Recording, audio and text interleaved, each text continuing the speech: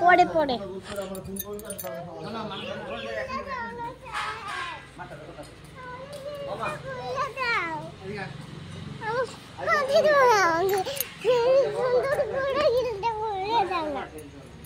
ও দিদি ভাই বুঝো না কেন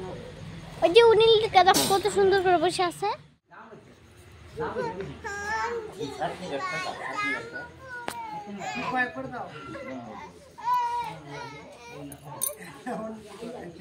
কি হয়েছে